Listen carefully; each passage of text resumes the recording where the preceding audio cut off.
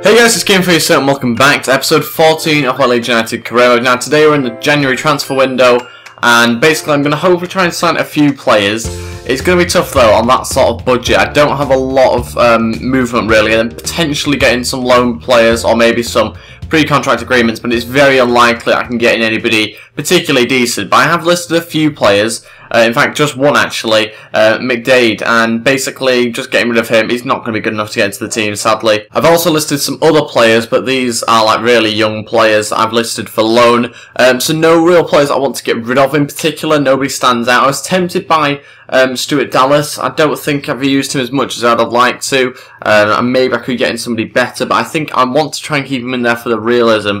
But anyway, I won't finish the January transfer window by the end of this episode, so let me know in the comments what you think about that and any other players I should try and sell. In fact, there was one that was suggested by quite a few people, which was Belushi thinking about it. I'm going to try and get rid of him. I've just realised that, yeah, he was suggested quite a few times. I don't particularly use him. There's no need for me to have him in the team. He's on 15 grand a week as well, which would be nice to get rid of. Obviously, I need a replacement centre-back, somebody that's decent and going to be good enough going into the Premier League as well, assuming that we get there. So yeah, I need to have a look at a new centre-back, and then we'll get on with the Stoke game after that. I've scouted a few centre-backs, but I won't show you them just yet. I'll leave it until after the Stoke game. We will move on to the Stoke match now. It's in the FA Cup. So it should be an interesting match. Hopefully get ourselves a win to get through into the next round. I don't know what round that will be actually. We'll have a little look here. In fact, we've got a transfer offer in for Silvestri first of all. And let's see how much it is. It's 1.7 million. Okay, if I can get 2.1 for him, then I'll be happy to let him go for that, I think.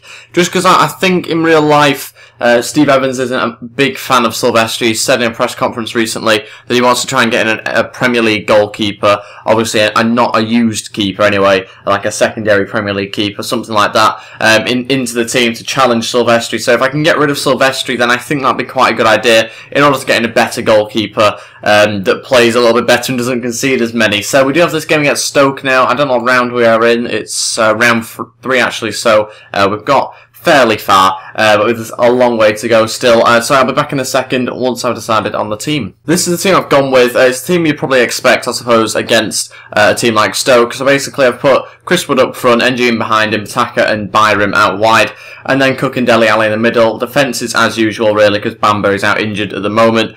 Let's say we get to get Stoke and hopefully get ourselves a few goals and get ourselves a win to get into the next round. Byram running through still, and it's a goal, 1-0, 10 minutes in. Brilliant run from Sam Byram.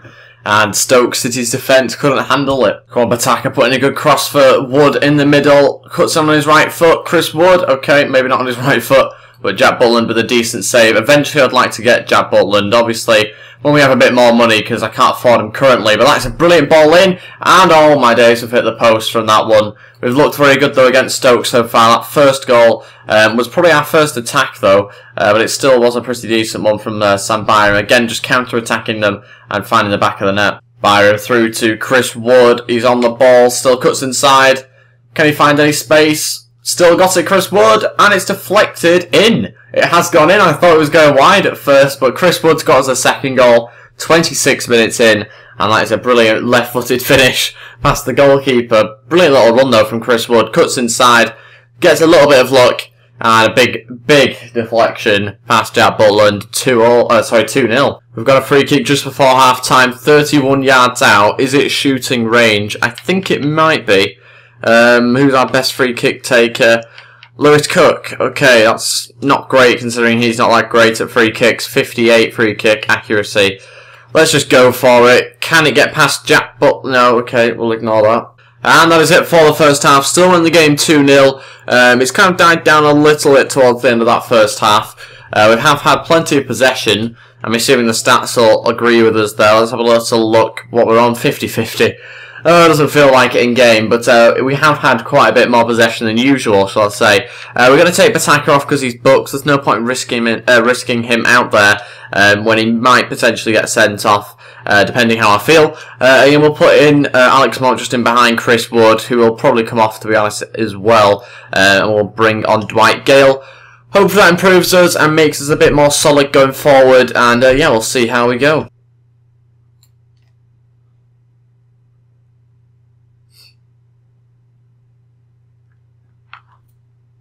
Oh, well played, NG. What a pass from Lewis Cook, by the way.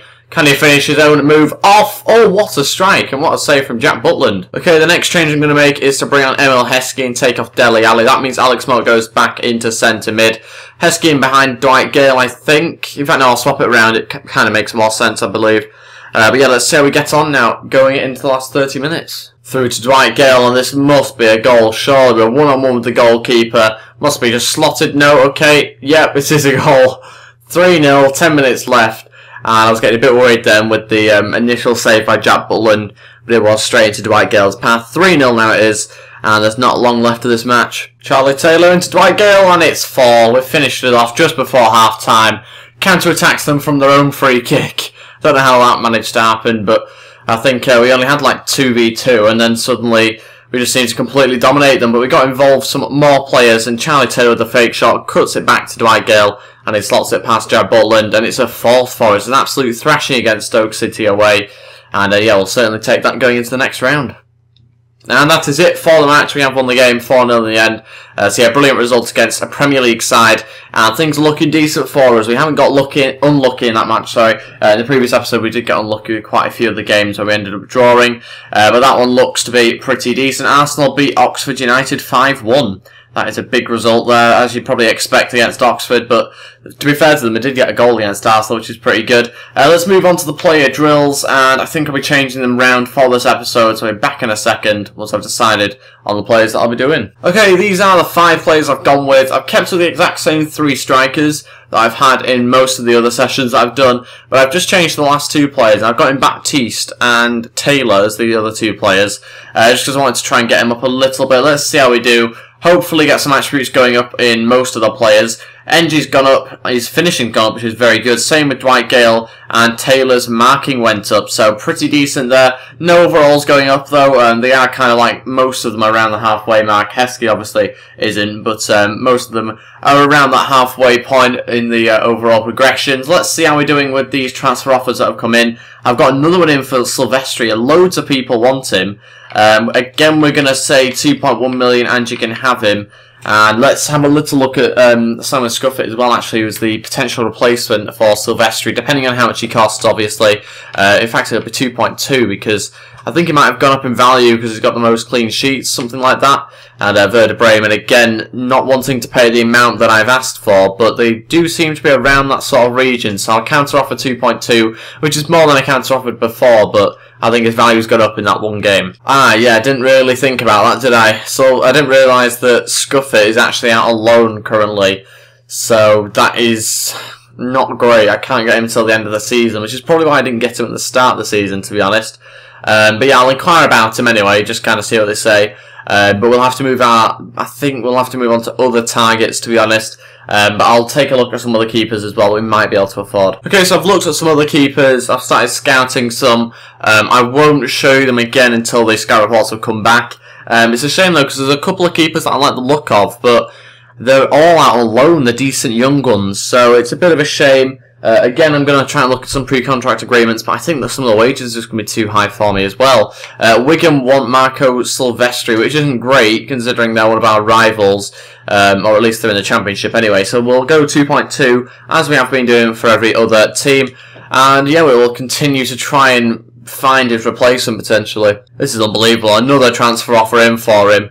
Again, we're going to demand 2.2, and hopefully, Getafe, I'm going to try and go ahead with that, because I'd like him to go to a different league, preferably, but we'll see anyway. And look at that. He's going to be going to Lille by the looks of it, for 2.1 million though, so not the 2.2 that I initially, well, that I've started to ask now. And Scuffet has said, currently on loan, not available, yep, and that is the exact same for the other goalkeeper that I was looking at as well. That's kind of what I expected, to be honest. We've also got in Silvestri wanting to discuss wages. There's not really much point in doing that, considering he's probably on the way out, to be honest.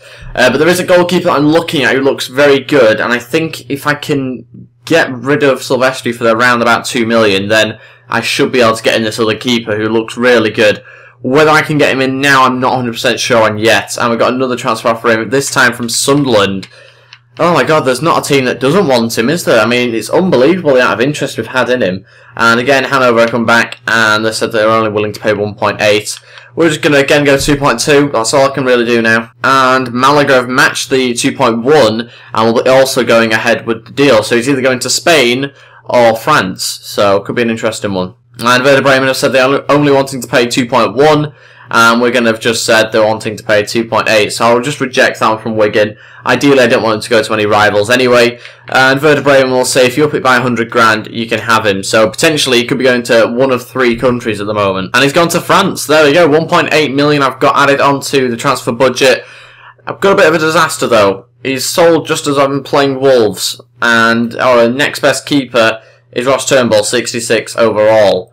Not great, really, but at least we've got a keeper, I suppose. That's the positive I can take from that. I'll show you some of the goalkeepers that I was looking at, if they're going to be in here. Okay, this was one goalkeeper I was looking at. I think he's decent. I don't know, 19 days left of his scout, so quite a while I have to wait. I don't even know if I'll be able to scout him before the transfer window ends, to be honest. I think we are quite a way through it anyway, aren't we? So yeah, not really thought about that one, but potentially I could sign him a pre-contract agreement, or I could get him in now, but I'm not really too sure how much he's worth. So we're going to start off with 800 grand, a solid 800 grand. Hopefully I'm near to that amount, but he looks like a decent keeper, so I'm probably quite far off. Also, this goalkeeper as well, I've never heard of him, to be honest. He's the Ipswich keeper, I believe. 6'4", decent heights, which is decent as well, obviously, to have in your keeper. I can also get him in on the cheap, because he's only got 6 months left on his contract.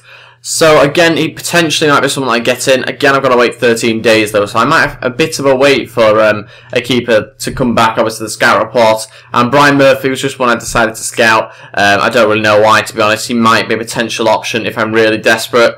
They're the 3 keepers I've been looking at. I can't really think of too many other names, to be honest, at the moment. But I'll continue to look, though, in between games. I'm just going to go ahead and field the exact same team that played the last match that I was doing. I'm going to actually sim this game against Wolves. I know it's away. It's very risky. We're not in very good form, really, in the league at the moment. We have had a few draws in the last couple of games. Look at that. Taylor starts it off, though, gets a goal, makes it a 1-0. And by the way, if he gets booked in this match, he is suspended for a game.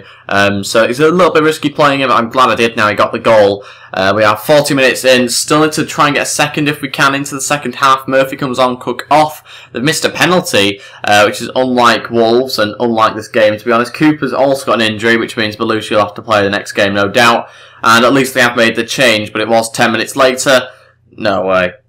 No way. We were on to 3 points then. 2 minutes left. They go score, don't they? Finishes 1-1, and again it's another draw. Not good for us at all, and Cooper's injured. It better not be a long one for Cooper, because I will be very annoyed about that. Let's have a look. How long is it? And 2 weeks. Oh, it's not ideal really, is it? Belushi will have to play the next game, and let's move on to the player drills again. I will be training the exact same 5 players yet again this week, and just try and get them up as much as possible. Heskey's getting closer to the 33 stamina, but he's not quite there. Ng's moving up nicely, and Baptista's gone up to a 56 rated player. Not too bad for a 15-year-old. Transfer offer in for Robbie McDade. This is the player I want to get rid of. It's 90 grand, which is very insulting from Blackpool. I know they don't have much money, but Jesus, 90 grand. He's worth 200, so we're just going to go with that, and hopefully they go ahead and match it. This is the team that's come back. I've never really heard of the team, never heard of the player either. And they basically said he's too valuable to them, and apparently that is how much he's worth according to the chief executive. And I'm happy to pay that amount if he is worth that. So let's have a look. I've got 1.7 million. I need enough for his wage. So I'll quickly change it to 25 grand, and then I'll be back and do the bid. Okay, I'm going to go with 1.2 million as the bid. It does seem quite a lot, but I'm desperate to get him in. He seems like a decent keeper as well, so it'd be nice to try and lure him to Leeds and potentially have a very good goalkeeper. Obviously, it's a little bit risky that I don't know what overall he is, but hopefully we'll find out at some stage before I sign him. And a transfer offer in for Leo, and it's from Wolves, a 1-year loan. Don't really want to loan him out to rivals, but I don't think I really need him, to be honest, so I'm going to go ahead with it and just try and get him off the wage budget. Transfer offer in also, oh no, sorry, that's the exact same one, but Blackpool have come back and said they don't believe Robbie McDade is worth 200 grand, so they've not gone ahead with that one. And again, this team have said that they want more money for him. Apparently he's worth more. We are just going to go ahead with 1.4 million and meet the top valuation that the chief executive has given us. And that is going to be it for this episode. That is the end of it. We do have the game against Huddersfield coming up in the next episode. I won't read the emails that we've just got through as well. I'll leave those for next episode. Thank you very much for watching, guys. If you do have any suggestions for the team sheet that I put out against Huddersfield in the next episode, let me know in the comments. Also, go hit the thumbs up button and subscribe as well. It'd be really appreciated. And I'll see you guys next time. Thank you for watching, and good.